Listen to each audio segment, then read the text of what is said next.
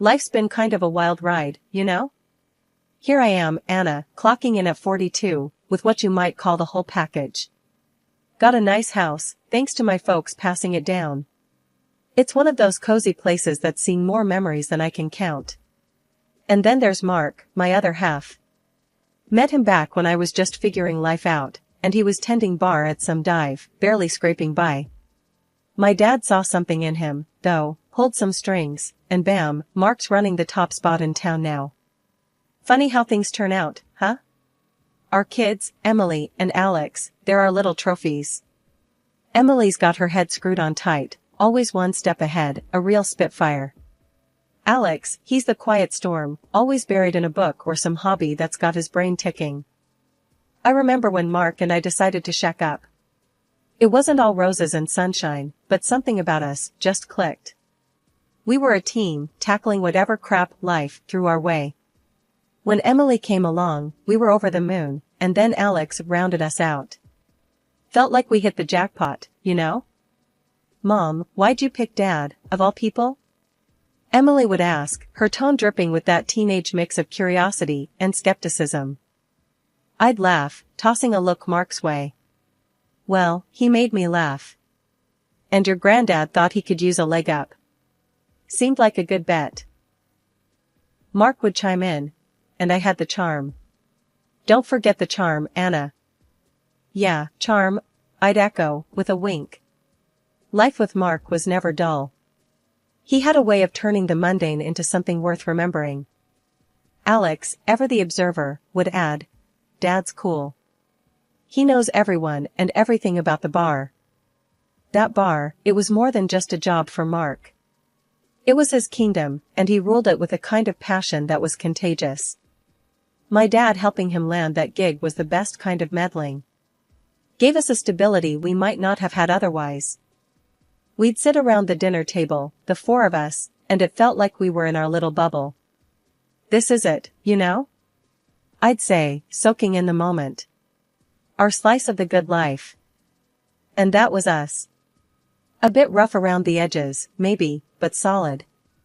It was in those moments, amidst the banter and the everyday chaos, that I'd feel this surge of gratitude. For my family, our home, and the life we'd built out of love, laughs, and a whole lot of hard work. It wasn't perfect, but damn, it was ours. The thing about doubt is it creeps up on you like a shadow at dusk, silent and almost invisible until it's all you can see. That's how it started with Mark. His late nights at the bar weren't anything new, but they started stacking up, night after night, more than the usual. And then, one night, he didn't come home at all. Where's Dad? Alex asked one morning, his eyes scanning the empty seat at the breakfast table. Work stuff, baby. He had to stay late, I answered, stirring my coffee more than it needed, avoiding Emily's piercing gaze. Yeah, right. Emily snorted, her skepticism as clear as day. That's getting old, Mom. I couldn't shake her words, nor the nagging feeling in my gut. Mark had excuses, sure, but they were getting flimsier by the day. And then came the lipstick. A bright, bold color, clashing with everything in my makeup drawer. Holding it between my fingers felt like holding a piece of evidence, a clue in a mystery I didn't want to solve. This yours? I asked Emily, trying to keep my voice steady. She glanced at it and rolled her eyes. Please, Mom. I wouldn't be caught dead in that shade. The conversation with Mark about it was anything but reassuring. Found this in your car, I said, tossing the lipstick onto the kitchen counter between us. Mark barely glanced at it before shrugging. Probably one of the staff's. You know how it is, things get left behind. His nonchalance stung, a stark contrast to the turmoil churning inside me. Things, or people? I shot back, the words out before I could stop them. Anna, come on. You know it's not like that, he replied, his tone a mix of frustration and fatigue. I wanted to believe him, to laugh it off as paranoia, but the seed of doubt had taken root. Emily, always one to call it like she sees it, didn't let it go. You're not actually buying that, are you? It's like textbook cheating behavior. Her blunt assessment hit hard. "What do you suggest then, detective?" I asked, half in jest, half desperate for any kind of guidance. "Hire someone to follow him. Find out for real," she said, dead serious. The idea was ludicrous, something out of a TV drama, not our life. But the thought lodged itself in my mind, growing with every unanswered call, every vague explanation of Mark's whereabouts. Deciding to hire a private investigator felt like crossing a line, the first step down a path I wasn't sure I wanted to tread. But as I tossed and turned, I realized that not knowing was worse than any truth I might uncover. The uncertainty was a constant, gnawing presence, and I needed it gone. Morning brought a decision, a resolve hardened by a restless night. "I'm going to do it," I told Emily, her nod of approval, both reassuring and terrifying. Mark, oblivious to the storm brewing, kissed me goodbye that morning with a casual, "See you tonight." I watched him go, the familiar routine now tinged with suspicion and fear. What I was about to do felt like betrayal, yet wasn't that what I feared he was doing to me? The irony wasn't lost on me, but neither was the determination to find the truth, no matter how it would change us. The week after deciding to hire a PI felt like the longest of my life. Every time Mark left for work, I wondered if today would be the day I'd get the call with news I didn't want to hear. But when Peter, the private investigator and an old family friend, finally rang, his news was like a breath of fresh air I didn't know I was holding in. "No signs of cheating, Anna. Just work and the usual errands," Peter reported over the phone, his voice a mix of professionalism and relief. I almost dropped the phone, a laugh bubbling up from somewhere deep inside. "Are you sure, Peter? Like, really sure?" Cross my heart. I followed him to the bar, a car service station, and even a grocery run.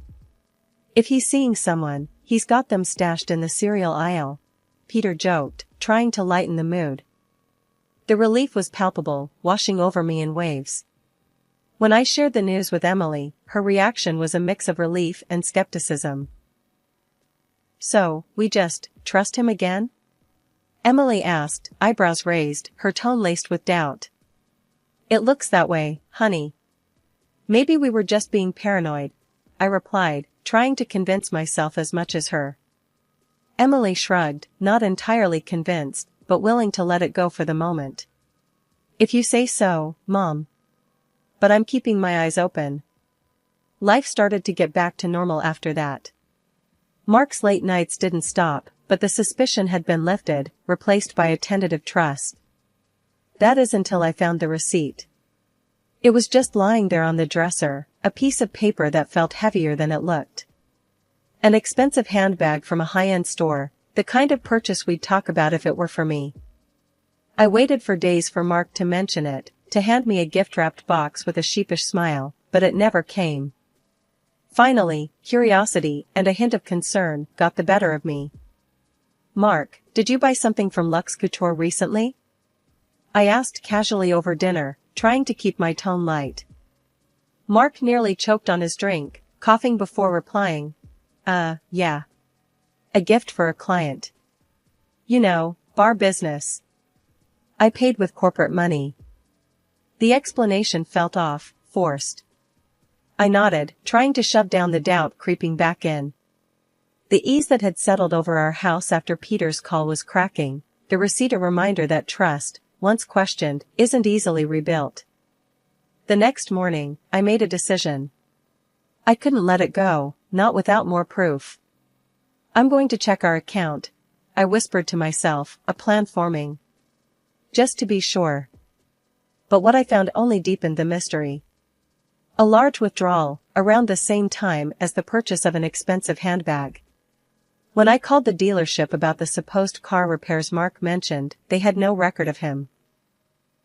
I was trying to piece together a puzzle with half the pieces missing, and every new bit of information just made the picture more confusing. It was during one of these restless nights that my niece, Lily, dropped by unannounced. She was always a bit of a free spirit, bouncing from one thing to the next, and recently she had started working at the bar Mark managed. "Hey, Aunt Anna, just thought I'd swing by. You know, see how you're doing," she said, breezing into the kitchen where I was trying to drown my suspicions in a cup of tea. I couldn't help but notice the flashy new handbag she had slung over her shoulder. It was hard to miss, considering it looked exactly like the one from the receipt I found. "That's a nice bag, Lily." "Looks expensive," I commented, trying to sound casual. Lily glanced at her handbag and then at me, a flicker of something crossing her face, before she masked it with a smile. "Oh, this old thing? Got a great deal on it." You know me, always on the lookout for a bargain. The way she said it, too quick, too rehearsed, set off alarm bells in my head. "Funny," I started, leaning against the counter. "It looks just like one from Luxe Couture. Saw a receipt for something similar. Was wondering who it was for." Her reaction was immediate and telling. She shifted uncomfortably, her gaze darting away. "Luxe Couture? Really? No idea what you're talking about, Aunt Anna." "Like I said, got this on sale." The conversation felt like a dance, both of us circling around the truth. I wasn't sure what to believe anymore. "Right, a sale. Just curious, is all," I replied, my mind racing. The coincidence was too big to ignore, and my heart sank as I considered the implications. Later that evening, I shared my concerns with Emily, who had become my confidant through this whole mess. "Lily came by today, with a new handbag. The same one Mark supposedly bought for a client," I explained, the words tasting bitter. Emily's brow furrowed, her detective mind ticking over. "That's sketchy, Mom." "You think Dad?" I sighed, rubbing my temples. "I don't know what to think anymore, Em. It's like every time I get a handle on things, something else comes out of left field. We need to keep digging. This doesn't add up, and you deserve the truth," Emily said, her voice firm with conviction. The next day, I found myself looking at Mark, trying to reconcile the man I married with the person who might be at the center of all these secrets. "Mark, can we talk? There's something bothering me," I said, my voice steady, despite the turmoil inside. "Sure, Anna." "What's up?" he replied, oblivious to the storm brewing. I took a deep breath, ready to dive into the heart of my fears. "It's about us, Mark. About trust and honesty. I just want us to be open with each other, no secrets." Mark looked at me, a flicker of something in his eyes before he masked it with a reassuring smile. "Anna, you know you can trust me. We've been through so much together." I wanted to believe him, to go back to the way things were before the doubts and the secrets. But the path to the truth was clear, and there was no turning back now. The discovery of the handbag and the lies about the car repairs were just the beginning, and I was determined to uncover whatever was hiding in the shadows of our life. The decision didn't come easy. Planting cameras felt like something out of a spy movie, not something a schoolteacher and mother of two should be doing. Yet, there I was, channeling my inner detective, driven by a mix of desperation and determination. Emily, ever my partner in this unwelcome adventure, helped me strategize. "Mom, make sure you place them where you'll get a good view. And the car one, it has to be really hidden," Emily advised, her tone serious, a stark contrast to our usual light-hearted banter. "Yeah, I know.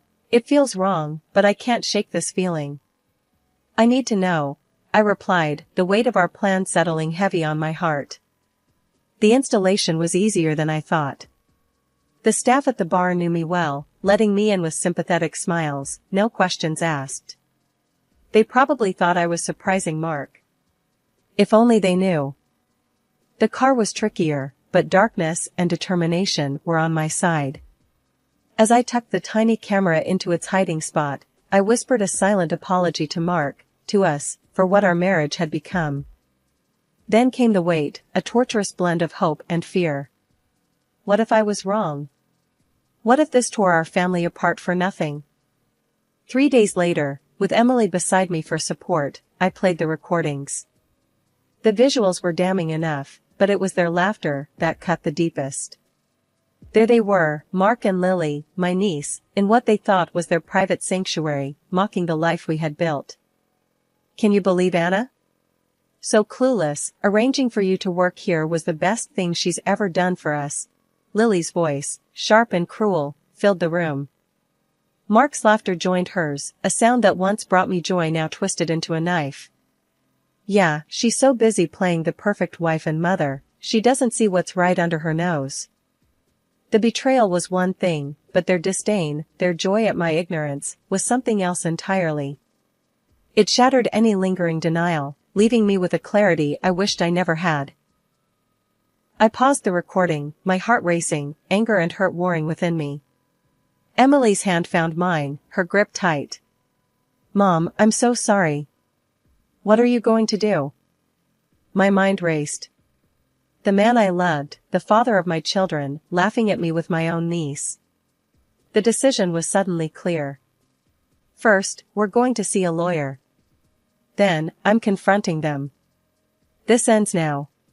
The road ahead was uncertain, but one thing was clear, I was done being the fool. It was time to rebuild, for me and for my kids. The truth was a harsh mistress, but in its light, I found a strength I never knew I had. The moment I decided to confront Lily, I knew it had to be precise and calculated. I couldn't let my emotions lead, this was about getting the truth, no matter how ugly. So, I waited for her at a spot I knew she'd pass on her way home from work. The look on her face when she saw me was all the confirmation I needed. Lily, I started, my voice steady. I know everything. There's no point in lying anymore. Her facade crumbled instantly, tears welling up in her eyes. Aunt Anna, please, I'm so sorry. I never meant for any of this to happen, she pleaded, her voice breaking. Save it. I've seen the videos, Lily. You and Mark, laughing at me, thinking you got one over on me. How long? I demanded, my tone hard as steel. It's been 2 years, she admitted, the words barely a whisper. I wanted to end it, I swear, but Mark, he threatened to fire me if I did. My heart sank, but I kept my composure. You're telling me he manipulated you? Threatened your job? I asked, making sure to record every word on my phone, hidden in my pocket. Yes, he said he'd ruin me if I tried to break it off. I felt trapped, Aunt Anna. I didn't know what to do. Lily sobbed, her confession painting a picture of a twisted web of lies and manipulation. And the private investigator? That was Mark's doing too? I pressed on, needing to hear all of it. Lily nodded, wiping her tears. Yes, he paid him off to lie to you, to make you think nothing was going on. I'm so sorry, Aunt Anna. The recording was enough, more than enough. I turned off my phone and looked at Lily, seeing her not just as the woman who betrayed me, but as someone who'd been caught in Mark's manipulative grasp as well. Without another word, I turned and left her there, her sobs fading into the background. The walk home was a blur, my mind racing with the weight of Lily's confession and the evidence now in my possession. When I got home, I didn't hesitate. I confronted Mark with the evidence, his lies unraveling before his eyes. It's over, Mark. I want you out. Now, I said, the finality in my voice broking no argument. He tried to explain, to apologize, but it was too late. I was done listening, done believing in the man I thought I knew. Emily and Alex stood by me, their support unwavering. We're with you, Mom. All the way, Emily said, her arm around my shoulder. Mark left that night, taking his lies and betrayal with him. As I watched him go, I felt a mix of relief and sorrow. Relief that I was finally free from the deception, and sorrow for the love and trust one had lost. But looking at my children, I knew we'd be okay. We were stronger together, and no amount of betrayal could break the bond we shared. The road ahead would be tough, but with Emily and Alex by my side, I was ready to face it head-on. The moment I decided to get legal with Mark and Lily, I knew I needed someone tough, someone who wouldn't let them off easy. I found just the lawyer, a guy known for not pulling punches in divorce court. The day I walked into his office, I laid it all out, bare bones and raw. I want them to pay every last cent they owe for what they've done, I told him, my voice firm, betraying none of the turmoil that had been my constant companion these past weeks. The lawyer, a grizzled veteran of family law wars, nodded, his eyes sharp. We'll go after them hard. Your husband for support and your niece for damages. They won't know what hit 'em. Good. They think they can mess with my life and walk away?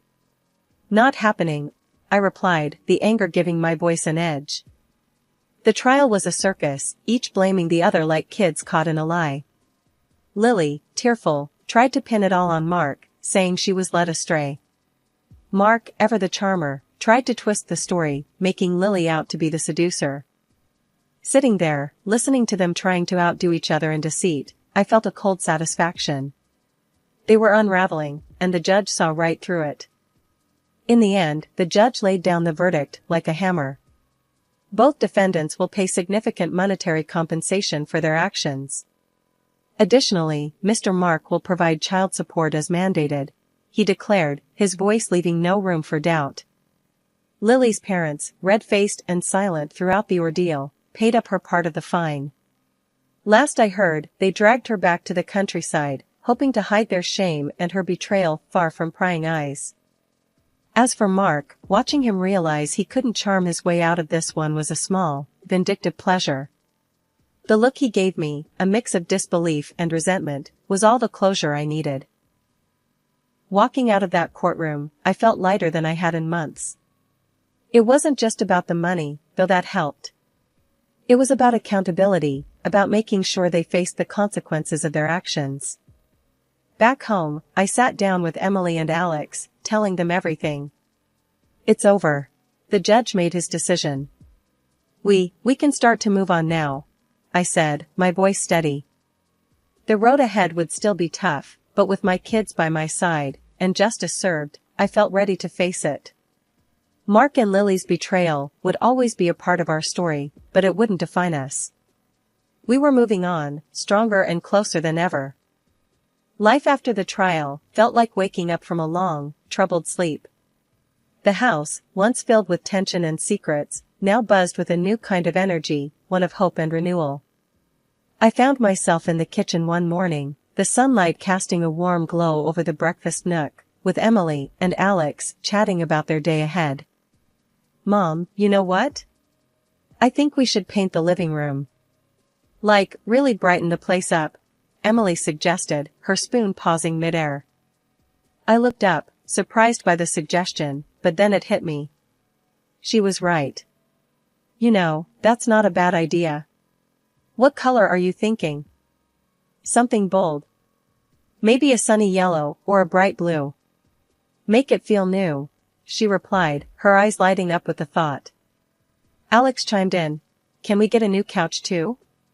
The old one's kinda, well, old.